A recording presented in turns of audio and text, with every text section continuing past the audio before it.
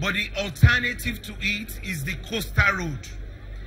And that coastal road is starting from Amadou Bello Way all the way to all that Goshen Estate and then all through that back into this place. It's the dualization we're starting from Amadou Bello Way that will also link up to this particular road that you have complained about.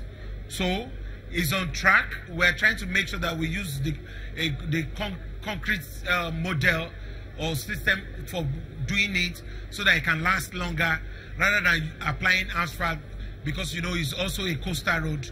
We need to be very mindful of the geographical landscape and the topography.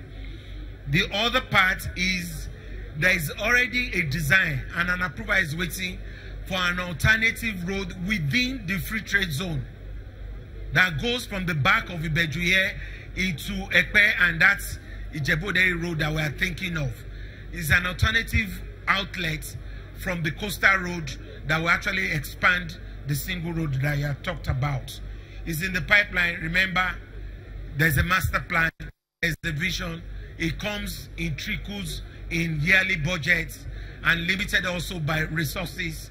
But the plan is there, and then just tolerate us. But in the overall plan, in the next 2-3 years, all that will be something of the past. I know Alaja is a retired PAMSEC, but you know, when we come with emotions and say that there is no environmental impact assessment on a big project like the project being handled by Dangote Refinery, or any project being done like the Lekki port that we're doing, or even the projects inside the free trade zone, it might just be lack of communication. We will not be in government and allow any project to take place without actually analyzing what the environmental impact assessment is, and even traffic impact assessment, which is leading to the provision of that coastal road. And believe me, if you want us to show you to what level that we have done the EIA in some of those states, we are willing to show that.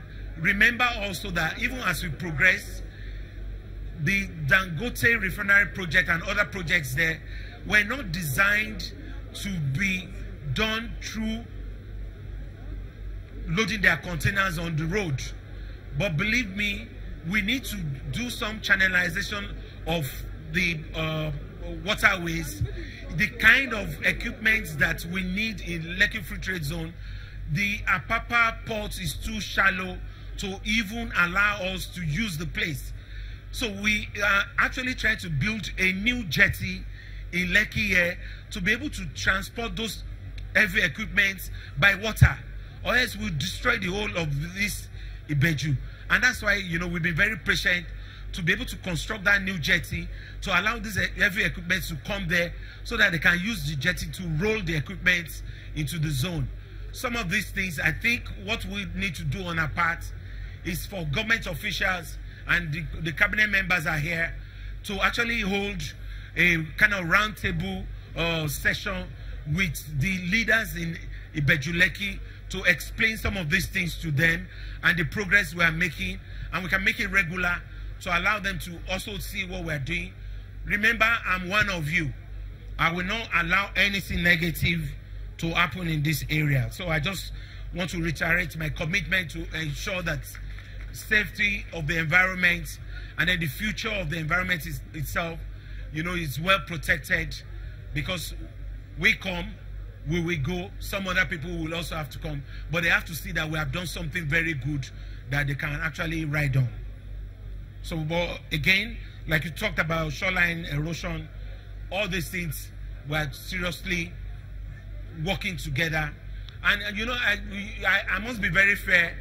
Whatever it is that Alhaji Aliko Dangote has done to Ibeju Lekki, yes, a little bit of pain, but is in the overall interest of our children and our future.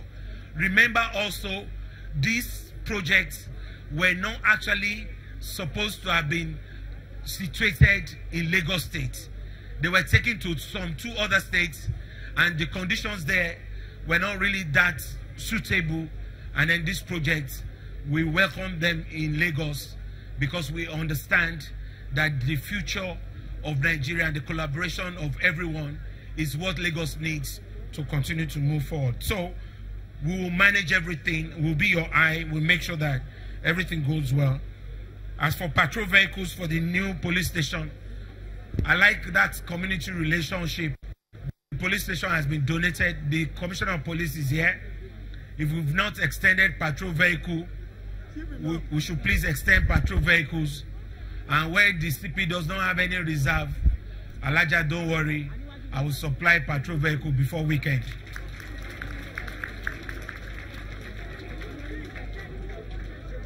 Honorable Ajasa, the second person I asked question, I've known in a very long time. He used to be a councillor in Mushi local government.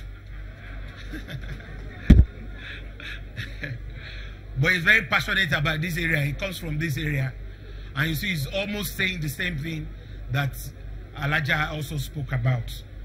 The attention that we need to pay to the environment. And he talked about inner roads being abandoned. Look, if local governments or LCDs have the chance to do inner roads, they will do it. I'm not supporting them, but the truth is that they do not have the kind of financial capacity to do inner roads. So 114 roads to connect inner roads to the secondary roads. But that doesn't mean that they cannot do some of those things. At least help them to grade those roads, even if you cannot tie it. I know the local government chairmen are trying their best, and we'll try to do everything together. As for Michael Ogunyemi, we can all see that he's disabled. He's a graduate for the past 5 years, so we give him an automatic employment. So Civil Service Commission, let the chairman Civil Service Commission allow him to start work 1st of August.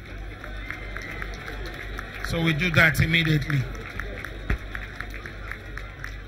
Don't worry, I have your CV here, so I will sign it. So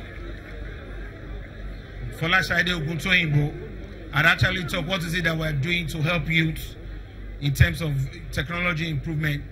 I want every youth to be gainfully employed in Lagos, but I cannot employ everyone. And I'm also not an advocate of white-collar jobs. I think that time is gone. Our youths are more creative and more innovative than all of us. So we should create an enablement for them to be able to thrive. So for anybody that believes is creative or has something to do, Employment Trust Fund is there. We've provided almost like 12 billion so far. We're just 5% in which the banks cannot give you. The 5% is just to make sure that we administer the fund. But the truth is this, as many people come there, we believe also in our other ministries, we should be able to also engage them in scaling them up in areas that we think they could be self-employed or, creative within their own capacity. But government will continue to do its best to employ as many people as possible in the areas that we think we need to engage our youth. Aderemi Aladetong is talking about road network behind the Dangote refinery to their own community. So if you can do something to Jebo, why can't we do to Ondo State? Abi?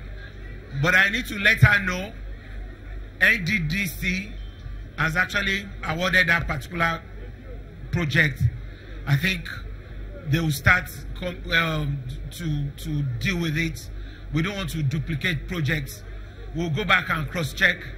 And where is the case where it's been abandoned, I will look at it. But obviously, I think NDDC is dealing with it. If not, we look at it also against next year. We want to say a big thank you to the Bale from Ikorodu North LCDA. He has said we've done so much for Ikorodu. And I know that Ayonbori is here. He can also attest to it. So you shake the yes. But again, the dream is to make Ikorodu economic nerve center in the eastern axis. That's where we're going.